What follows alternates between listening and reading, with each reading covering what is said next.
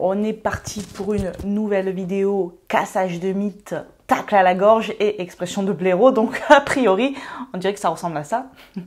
C'est parti, je vais t'aider à ne plus tomber dans le panneau de ces erreurs pour perdre du gras. Et c'est bien dommage, parce que non seulement ça va t'empêcher de perdre du gras, et c'est dommage parce que c'est ce que tu as envie de faire, mais en plus de ça, ça risque d'endommager ta santé. Et ça c'est pire, c'est encore moins drôle, et j'ai pas envie de rire. Donc je ne rigole pas. Je peux rester comme ça très longtemps. Je suis championne du monde de je te tiens, tu me tiens par la barbichette. Le premier qui rira aura une tapette. J'ai regroupé dans cette vidéo 5 erreurs qui perdurent encore, dues à de nombreux mythes sur la perte de gras. Et je vais donc te les énumérer. Je vais donc te les rappeler si jamais j'en ai déjà parlé parce que j'en parle fréquemment, mais ça me fait pas mal d'avoir une petite piqûre de rappel. D'ailleurs, c'est ce qu'on va faire directement avec la première erreur. C'est que tu ne fais que, mais alors que, du cardio.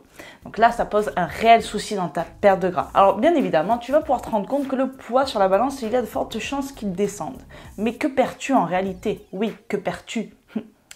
De la flotte? Oui, de la flotte, de toute évidence. Un peu de gras, oui, ne soyons pas de mauvaise foi. Mais également du muscle. Et le muscle est extrêmement précieux pour ta santé et pour ton métabolisme. Et on veut absolument le maintenir, même en perte de gras. On cherche à le maintenir parce que c'est lui qui va soutenir toutes nos fonctions métaboliques et finalement nous aide à rester en meilleure santé et même à brûler plus de gras au repos, ce qui n'est pas négligeable quand tu regardes ta série préférée sur Netflix, même si je te conseille de ne pas faire trop longtemps non plus parce que la sédentarité, c'est le pire ennemi qui soit au monde. Ça fait peur, hein? Je sais. La deuxième erreur, c'est de diminuer drastiquement tes calories. Alors je sais que beaucoup de personnes sont pressées, donc ils vont directement couper. D'ailleurs ils se disent, là je suis motivée, donc tant que je suis motivée, je coupe à donf, après on verra. Attention, c'est pas spécialement à prendre à la légère tout ça parce que lorsque tu diminues tes calories, tu diminues l'énergie que tu offres à ton corps. Enfin que tu donnes à ton corps parce qu'il en a besoin quand même pour toutes tes fonctions vitales notamment.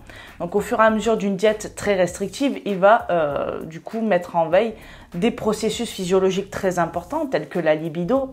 Il se dit, bah attends, c'est pas avec l'énergie qu'elle nous donne que celle-ci, je vais lui offrir une vie sexuelle en plus, tu vois. Donc allez hop, au revoir la libido. Le système hormonal et le cycle menstruel, voilà, beaucoup de filles, beaucoup de femmes vont se retrouver sans règles, voilà, parce que le corps se dit, bah attends, c'est pas avec cette énergie qu'elle va procréer celle-ci. Allez hop, au revoir.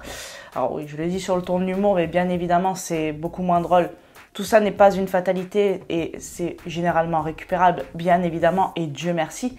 Mais il faut l'éviter et s'en rendre compte parce que les répercussions en termes de santé ne sont pas drôles. Le système immunitaire, c'est pareil. Et en ce moment, si on a bien besoin de quelqu'un, c'est du système immunitaire, si tu vois ce que je veux dire. Tu vois pas ce que je veux dire? Ça m'étonnerait que tu vois pas ce que je veux dire. N'oublie pas que ton corps a besoin d'un minimum d'énergie, même si tu ne fais pas de sport, pour maintenir toutes ses fonctions vitales, mais même également ce qui se passe cérébralement. Généralement, quand tu es en diète prolongée et restrictive, tu sais que cérébralement, bah, c'est la dèche, là c'est mort quoi. N'essaye pas de faire un sudoku. Un sudoku en diète, mais ça c'est la meilleure des blagues.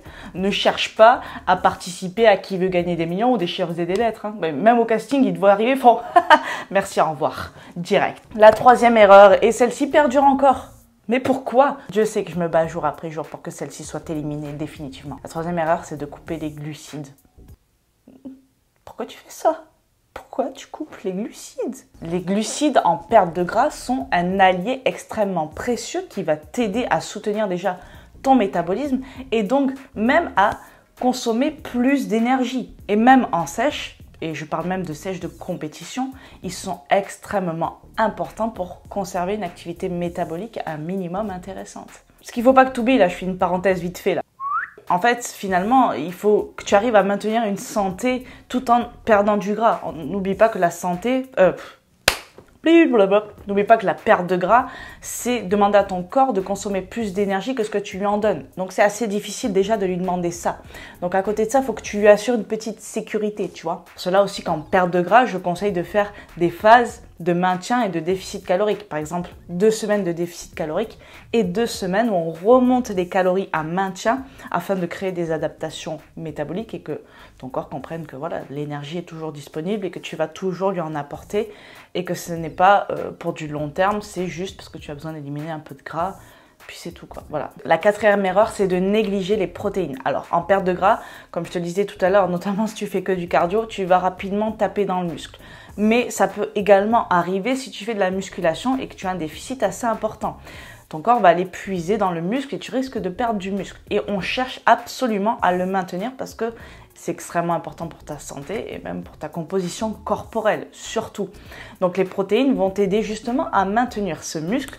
Donc là, pas besoin de consommer non plus des quantités extrêmes, c'est-à-dire entre 1,6 et 1,8 grammes par kilo de poids de corps, c'est-à-dire 1,8 fois ton poids, et tu as l'apport en protéines dont tu as besoin au quotidien, pas besoin de taper plus haut. En revanche, veille également à avoir des sources de protéines complètes, hein. Ne t'amuse pas à manger que du blanc d'œuf ou que des sources de protéines maigres, il faut que ton profil d'acides aminés soit également complet. La cinquième et dernière erreur, elle compte double parce qu'il s'agit de là de négliger les fruits et les légumes. Alors oui, certes pour ta santé, parce que comme je te le disais, en perte de gras, par exemple, le système immunitaire peut être plus vulnérable, donc le fait d'avoir quand même un apport en vitamines et minéraux important, ça va également t'aider.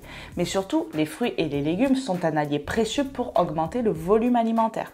C'est-à-dire augmenter le volume, donc les portions dans ton assiette, sans avoir une quantité astronomique, tu connais? Moi je connais astronomique, mais pas astronomique, de calories. C'est-à-dire tu vas avoir une bonne assiette bien remplie, mais avec peu de calories. Donc jouer sur le volume alimentaire est quelque chose de très important en perte de gras, parce que finalement, déjà, psychologiquement parlant, on se dit qu'on est en perte de gras, donc on va avoir faim. Donc de base, on part un petit peu avec un handicap, on va dire.